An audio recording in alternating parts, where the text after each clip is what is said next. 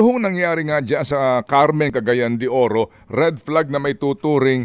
Ngayon, paano ho tayo nakakasiguro na hindi po nangyari ito at nangyayari ito sa iba pang mga lugar sa Pilipinas, particularly po dito sa Batangas, sa Makati, San Juan, Nueva Ecija at ilang pang mga lugar? Nako, sa Nueva Ecija, madami po dyan. Hindi lang po sa San Juan, Sir Ted. At yan po'y nakarating na sa aming kaalaman at nagkaroon na rin po ng report ang aming pong task force. Inadapt na rin po ng Commission NBank yung report. Yung sa Makati po, Sir Ted, ay nagkaroon na rin po ng report at inadapt na rin po namin ng NBank yung report sa Makati. Meron pa po sa may Sultan Kudarat, Sir Ted. Meron sa Tawi-Tawi, halos po nationwide, Sir Ted.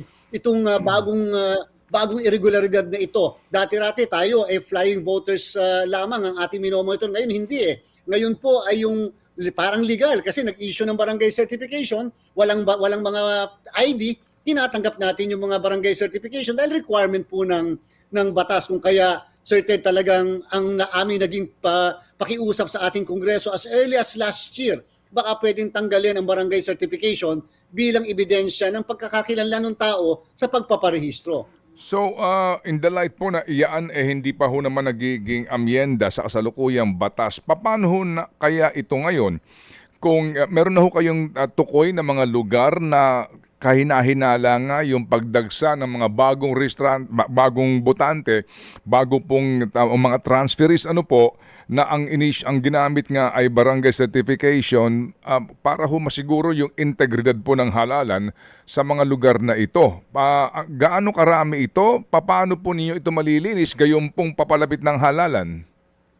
Sir Ted, ito po ang nakalagay sa ating batas, yung Republic Act 8189, yan po yung Continuing Registration Law. Ang Election Registration Board po ng bawat bayan ay syudad, yan po ang may kapangyarihan na mag-approve or disapprove ng pag-a-apply bilang isang botante ng isang tao. At yan po ay miyembro po niyan ay ang COMELEC, ang civil registrar ng bayan o syudad, at ang superintendent and teacher. Pag wala pong nag-post ng isang application for registration, sure po na ma-approve po yun kasi wala pong opposition. Kaya talagang mandatory sana sa mga politiko o doon sa mga talagang cause-oriented groups or individuals na ma-oppose yung registration. Sa mga lugar po naman yan na certain na nabanggit natin so far, may mga opposition po at may mga na-disqualify po o hindi pinagbigyan ng mga application for transfer o pabagong botante. At yung mga napagbigyan naman po na hindi nila nahabol, Sir Ted, sa kasalukuyan ay humaharap sa kasong petition for exclusion na nasa mga municipal trial court. Tatandaan din po ng lahat, kapag ang pinag-uusapan ay karapatang bumoto, ito po ay isang judicial matter. Wala po sa COMELEC, ang korte po ang may pakialam dito dahil garantya mismo ng saligang batas ang karapatang bumoto.